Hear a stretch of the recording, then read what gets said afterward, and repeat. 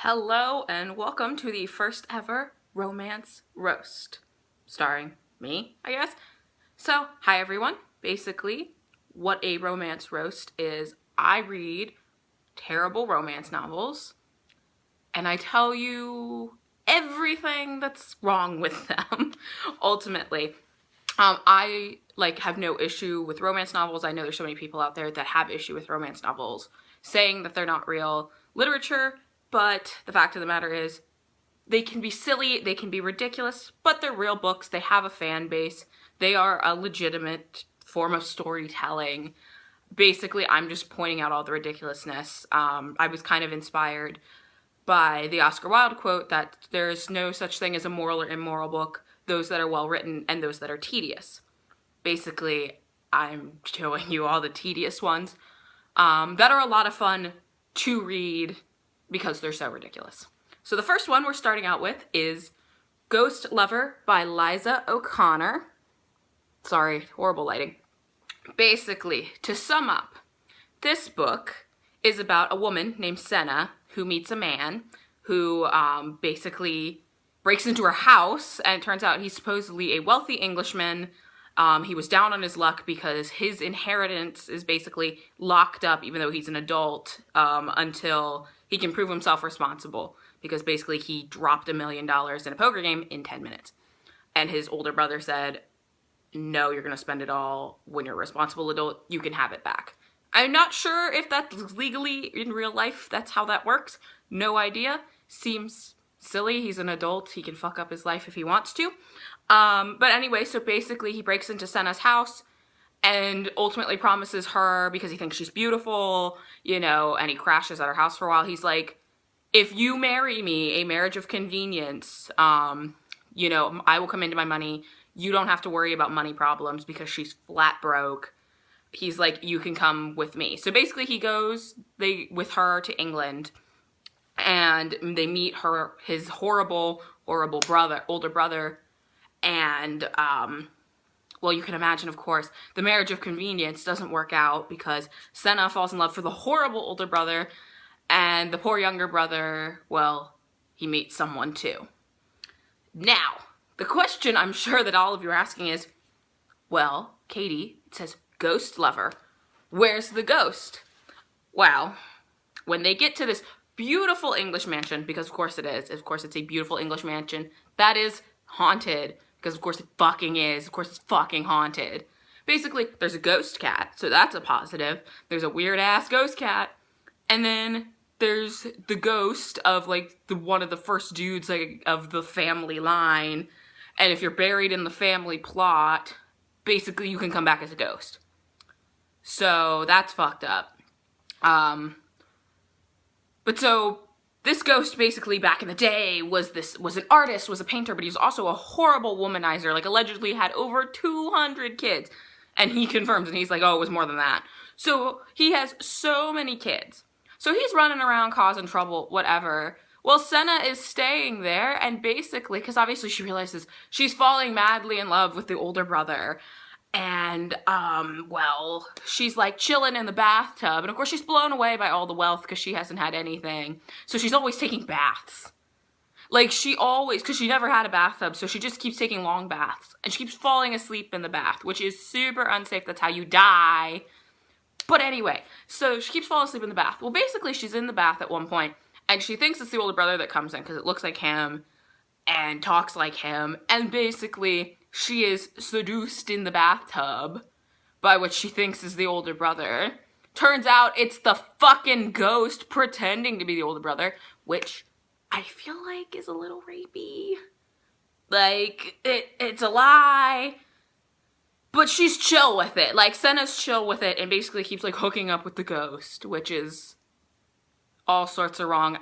I think it's necrophilia, even though there's not a body. But anyway, she's fucking a ghost. And, but they talk and stuff, and he's like, I know you love the older brother. And she's like, yeah, but I made a promise to the younger brother. I'm not gonna I'm not gonna go back on my promise. Because the younger brother also, loves her, because apparently she's just really beautiful, because that's always the way. She's got this beautiful fiery red hair and all that nonsense.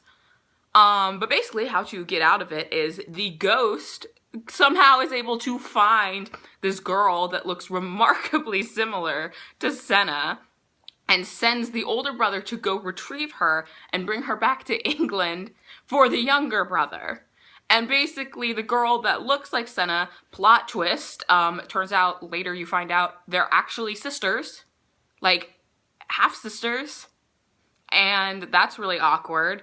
But so anyway, so the younger brother meets her, and like the girl is very, you know, much more sexually experienced and wild, LOL, like he is, because Senna is the typical kind of romance heroine where she's, you know, she's very virginal. She's had sex, but like she doesn't like it. She doesn't want to. And granted, her reasons are solid. I think what was done well was she basically was kind of taken advantage of by a professor in college. She, you know, really loved him, but he was kind of making her do sexual things, and she really wasn't into it. And then she found out that he was married, and basically she was like, I'm done, adultery's bad. She was raised in a convent, of course she was. So she also has horrible Catholic guilt, I guess, about sex. So there's that. There's always the Catholic guilt. But yeah, so basically there's that. And that's part of a big part of the story too, because it turns out she has a criminal record, so that prevents her from marrying the younger brother anyway. And they're trying to get a record expunged. And she said basically she threw a priceless vase at the professor that she found out was having, like she was the other woman. And he tried, you know, the school basically kicked her out and made it seem like she tried to kill him. And she said she didn't even touch him. And there's all that, you know, there's all that bullshit. So she has this criminal record for something stupid. So yeah, so that's ultimately the plot. Obviously it ends in happily ever after. Everybody gets with who they're supposed to be. Yay, yay, yay, hurrah. So, weird ass things about this book. Her name is Senna. Allegedly, she picked that herself as a child when she was in the convent. They used to call her Mary Magdalene, because of course they did, in the convent. Basically, when she left, she picked Senna, because she thought it was a good name. I have never heard one woman in the world named Senna. I know there's Sienna, and that's what I was thinking. I'm like, is it a play on that? Because she's supposed to love art, and it's like supposed to be like that color sienna.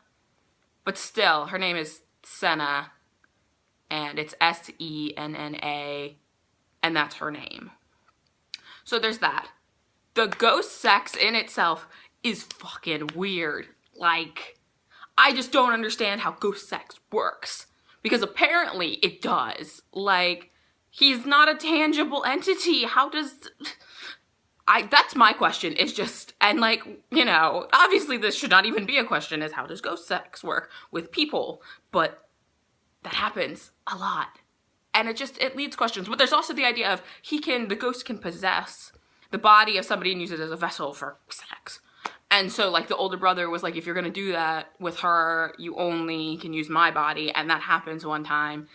But she doesn't want to know, so she gets blindfolded and, like, tied down, very kinky, all that, you know, good stuff. But I'm just, like, going, what is happening? This ghost sex is ridiculous. And, of course, there's always stereotypical characters involved. Charming stereotypical characters. All of these characters are charming. Like, they're all likable characters, even the side ones, even the brother who's supposed to be a womanizer, the ghost that's, you know, fucking people.